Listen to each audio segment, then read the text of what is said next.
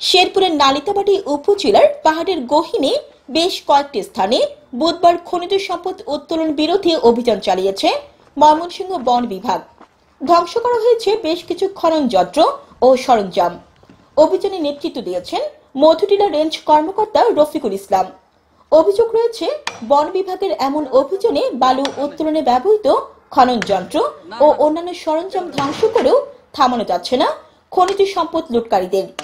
স্থানীয় জানিয়েছেন, সম্প্রতি নালিতাবাড়ী উপজেলার সীমান্তবর্তী বুরুঙ্গা পোড়াবাড়ি, বুরুঙ্গা গলাচিপা, সমষ্টিটা কালিস্থান, সমষ্টিটা বড়খোল, দাওধারা ও ডালুকোনা সহ সংরক্ষিত বনাঞ্চলের ভেতরে বেশ কিছু এলাকায় যত্রতত্র শ্যালোচলিত ড্রেজার বসিয়ে দিনের বেলায় উত্তোলন করা হচ্ছে ভূগর্ভস্থ নানা ধরনের বালু ও ছোট ছোট পাথর।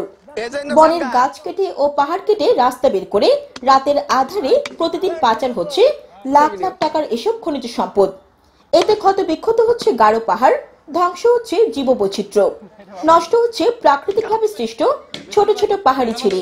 বিভিন্ন সময় বন বিভাগ এসব খনিজ সম্পদ উত্তোলন বন্ধে অভিযান চালালেও কোনোভাবেই নিয়ন্ত্রণে আনা যাচ্ছে না এসব খনিজ সম্পদ লুটকারীদের। ভ্রাম্যমাণ আদালতে কারাদণ্ড ও জরিমানা ছাড়াও নিয়মিত মামলা দায়ের করা হলে পাহাড় ও প্রকৃতি রক্ষা করা সম্ভব হবে বলে মনে করেন সংশ্লিষ্টরা। জান্নাতুল আফসানা, চ্যানেল বাংলা।